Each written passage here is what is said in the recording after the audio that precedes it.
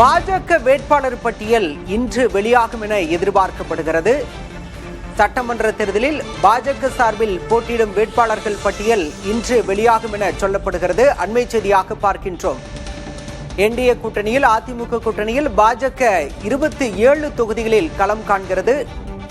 இந்த நிலையில் வேட்பாளர் பட்டியல் இன்றைக்குள் வெளியிடப்படும் என அறிவிப்பு தற்போது வெளியாகியிருக்கிறது.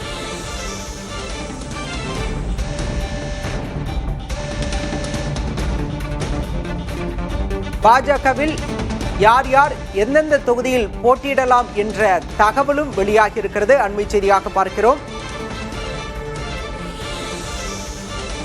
கட்சியின் மாநில செயலர் நயினார் நாகேந்திரன் நெல்லை அல்லது சாத்தூர் தொகுதியில் களமிறங்கலாம் என்று சொல்லப்படுகிறது. முன்னாள் மாநில தலைவர் அண்ணாமலை சிங்காநல்லூரில் களமிறக்கப்படலாம் என்ற தகவல் வெளியாகி இருக்கிறது.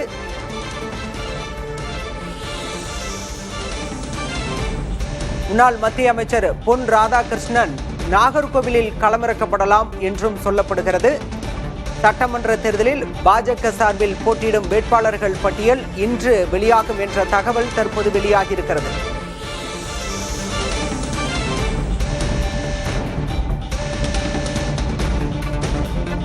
கோவை தெற்கு தொகுதியில் கடந்த முறை போட்டியிட்ட வானதி ஸ்ரீனிவாசன் மீண்டும் இந்த முறை தேர்தலில் களமிறங்கலாம் என்று தகவல் வெளியாகியிருக்கிறது. கடந்த முறை கமல்ஹாசனை தோற்கடித்தார் வானதி ஸ்ரீனிவாசன்.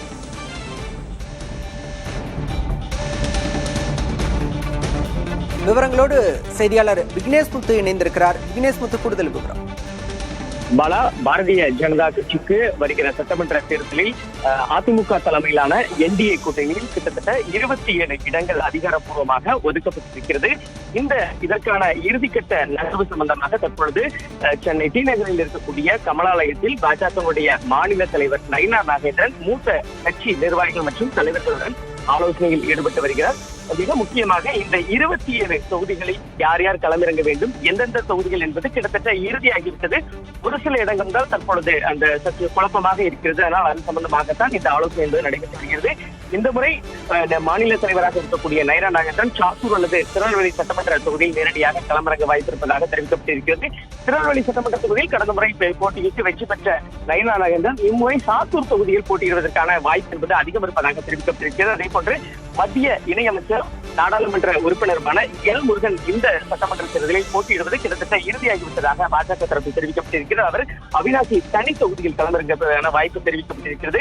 முன்னாள் மாநில தலைவர் அண்ணாமலை ஏற்கனவே அவர் 2 தொகுதிகளில் ஆலோசனை நடத்தி அவருக்கான தொகுதி சிங்காநல்லூர் என்று அவர் தரப்பிலிருந்து உறுதி செய்யப்பட்டிருக்கிறது. அதே போன்று பாஜகவுடைய ராம சீனிவாசன் மதுரை தெற்கு, பொன் ராதாகிருஷ்ணன் நேரடியாக களத்தில் இறங்குகிறார். அவர் நாகர்கோவில் தொகுதியிலும், வானதி சீனிவாசன் கோவை வடக்கு, அதே போன்று முன்னாள் மாநில தலைவர் டாக்டர் தமிழிசை சவுந்தரராஜன் சட்டமன்ற தேர்தலில் களமிறங்குவதற்கு ஏற்கனவே தேர்தல் பணிகளையே அவர் தொடங்கிவிட்டார். அவர் மயிலாப்பூர் தொகுதியில் போட்டியிடுவதற்கான வாய்ப்பு என்பது அதிகம் இருப்பதாக தெரிவிக்கப்பட்டிருக்கிறது.